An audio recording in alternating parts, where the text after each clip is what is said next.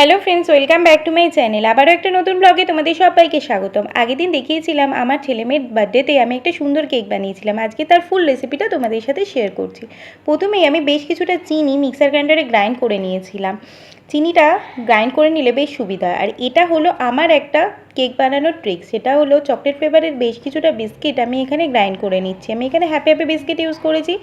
তোমরা যদি এটা ট্রিকটা ইউজ করো সেক্ষেত্রে যে কোনো কোম্পানির যে কোনো ব্র্যান্ডের চকলেট ফ্লেভারের বিস্কিট ইউজ করলেই হবে। শুধু মাঝখানে ক্রিম থাকলে সেই ক্রিমটা বের করে নিতে হবে, দিয়ে সেটাকে গ্রাইন্ড করে নিতে হবে। এক্ষেত্রে কী হয় যে টেক্সচারটা আর কালারটা দুটোই খুব সুন্দর আসে। তারপরে কোকো পাউডারটা এই বিস্কিটের গুঁড়োর সাথেই আমি মিক্স করে নিচ্ছি। কোকো পাউডার দিলেও অনেক সময় ঠিকঠাক কালার আসে না, ঠিকঠাক টেক্সচার আসে না চকলেট ফ্লেভার কেকে।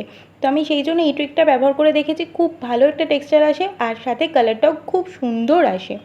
তারপরে একটা জায়গায় 3টে ডিম আমি ভেঙে নিচ্ছি। আমি মোটামুটি যে কেকটা বানিয়েছিলাম ওটা 2.5 থেকে 3 পাউন্ডের মতো কেক ছিল।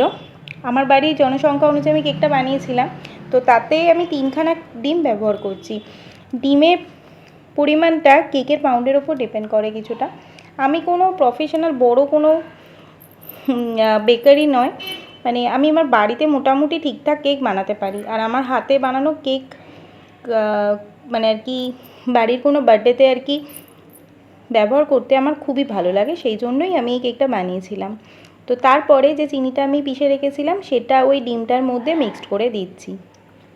আমি এখানে হ্যান্ড ব্লেন্ডারের ইউজ করিনি, কারণ হচ্ছে হ্যান্ড ব্লেন্ডারে যে এগের ফোমটা তৈরি হয় না, সেটা না কেকটাকে আমার ম্যাক্সিমাম টাইমে কেকটা আমার হার্ড হয়ে যায় সেক্ষেত্রে। সেই জন্য আমি হাতে করেই এই ব্লেন্ডটা করি, নইলে না আমার কেকটা খুব হার্ড হয়ে যায়।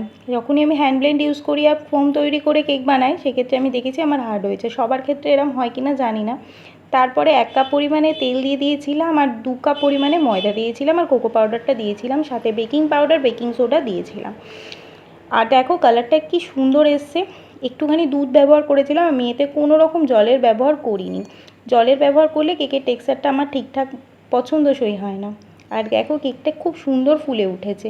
ওপরটা যেটু একটু ফেটে গেছে সেটা আমি ম্যানেজ করে নেব।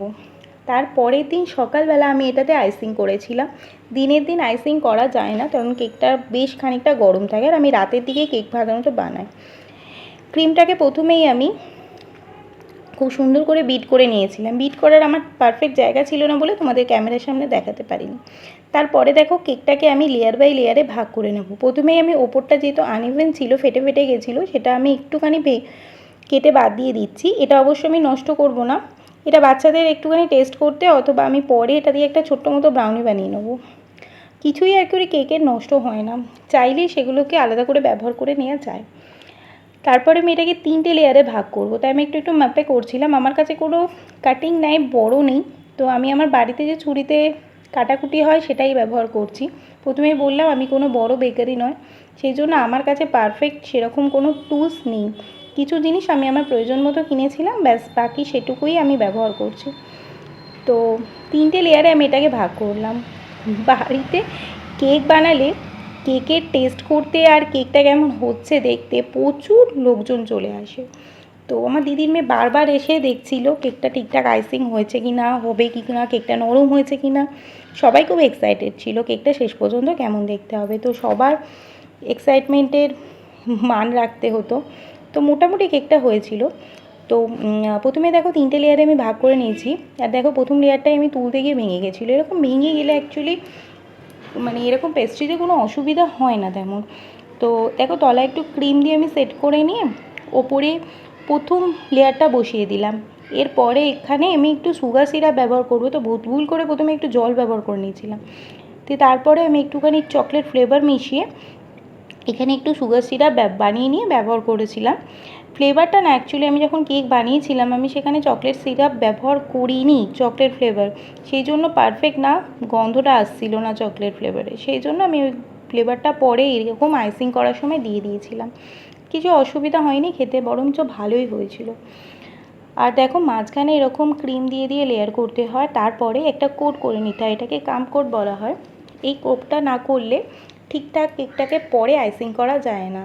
আমি অবশ্য এখানে কোনো কালার ব্যবহার করব না। আমি বাচ্চাদের জন্মদিনে যতবার কালারফুল কেক বানিয়েছি আমার বাড়ির লোকেদের, বিশেষত আমার দাদা, এদের বক্তব্য এটাই থাকে যে ছোটো বাচ্চাদের কেকে কখনোই কালার ব্যবহার না করার জন্য, কারণ ওদের ওই কালারটা নাকি হজম হবে না। যতই বোঝাই না কেন ওটা ফুড কালার থাকে, এটা হার্মফুল নয়, তবুও তাদের বক্তব্য অনুযায়ী এরকম কালার দিয়ে কেক বানানোটার দরকার নেই।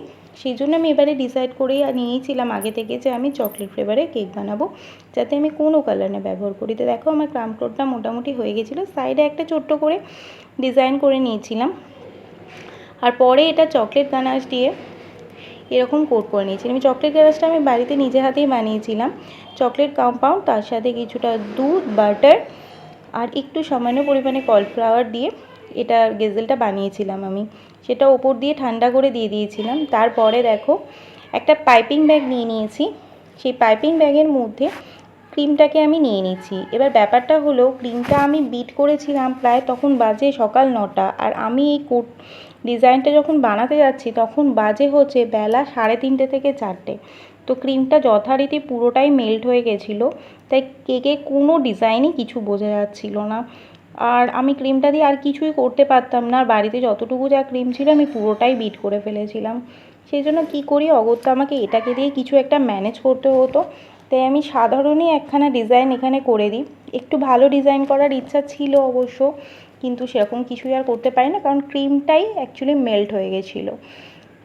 যতই ফ্রিজে রাখা থাকুক না কেন, ক্রিম একবার বিট হয়ে গেলে আর ওর ফোমটা নষ্ট হয়ে গেলে সেটা আর ঠিক করা যায় না সেভাবে। তো দেখো মাঝখানে একটা করে আমি জেলি লজেন্স বসিয়ে দিচ্ছি। এর জায়গায় আমি চেরি বসাতে চেয়েছিলাম, চেরি আমি দোকানে কিনতে পারিনি, সেই জন্যই জেলি লজেন্সটার প্ল্যান। আর আমার জেলি লজেন্সটা আমার বাড়ির বাচ্চাদের খেতে ভালো লাগবে ভেবে আর কি প্ল্যানটা আমি করি। কেকটা মোটামুটি দেখতে আমার সুন্দরই লেগেছিলো। তোমাদের কেমন লাগছে তোমরা বলো, আর চ্যানেলটাকে সাবস্ক্রাইব করতে ভুলো না। টাটা।